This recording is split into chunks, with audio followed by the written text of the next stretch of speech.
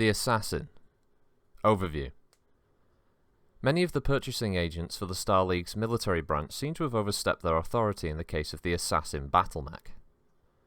Although a new light mech wasn't required in great numbers, lobbyists for Maltex Corporation managed to gain several key contracts for the production of this mech. Despite all the politics involved, the Assassin turned out to be a successful mech in combat. Its ample firepower, good armor protection, and speed have made it a popular model. Its mobility especially seems to have been the key to its success in battle. Capabilities. This mech was originally marketed to compete against the Wasp and Stinger mechs. Though heavier than the light mechs, it is still a fast vehicle with full jump capabilities. A rousing success, the Assassin nonetheless failed to replace the Stingers and Wasps, which were less expensive and to which the military felt more loyal. The Assassin's weaponry consists primarily of three systems: the long-range missile rack, the short-range rack, and the arm-mounted Martel medium laser. Most of these systems require constant ammunition. As it can carry only a total of 74 combat rounds, the Assassin limits its pilots. It also has one of the most cramped cockpits in use in the Inner Sphere. In the past 200 years, the cockpit's cooling system has been overhauled several times, but none have been totally successful. The net result is an uncomfortable, sometimes deadly place to sit for any amount of time. The only other problem with the Assassin is that the ammunition feed system for the short-range missile rack sometimes jams.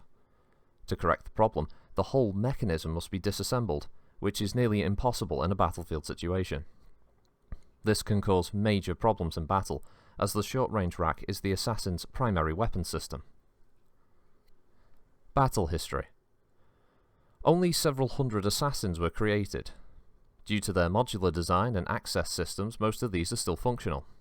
Once repairs have been made on its ammunition feed system, these mechs are very popular for their long-range capability.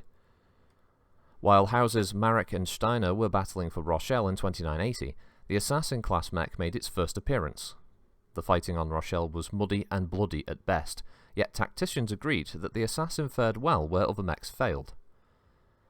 After the Assassin's impressive display on Rochelle, House Marek reassigned many of these mechs to garrison duty along their borders.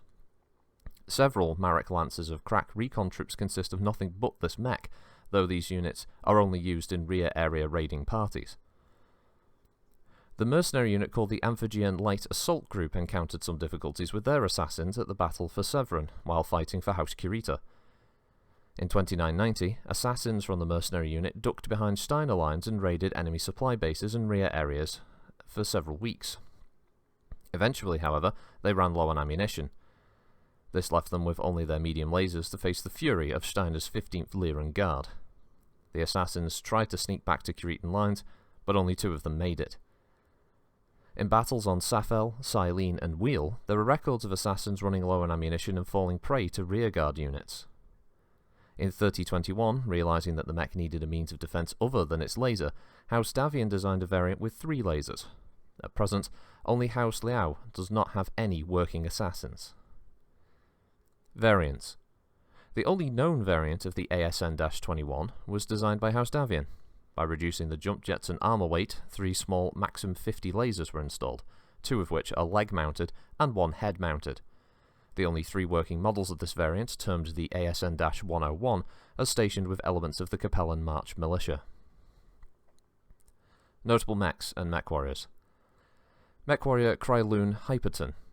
Kryloon serves in House Kurita's Galadon regulars. He received a commendation for his actions in the Battle of Wheel.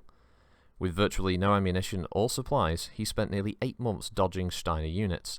His mech is barely functional and shows signs of impending breakdown. Both leg actuators are shot, and he's replaced his Martel laser with an inferior Forge medium laser. MechWarrior Dale Sandstrom.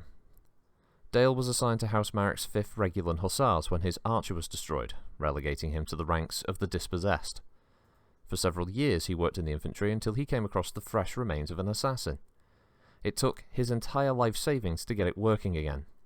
Sandstrom has since become a bounty hunter, working freelance for any state that will hire him. His mech, Dark Death, is painted grey with black stripes. To date he has killed an estimated 30 MechWarriors, some in fair combat, and some not. While his family doesn't consider his work to be honourable, the job does manage to keep him busy.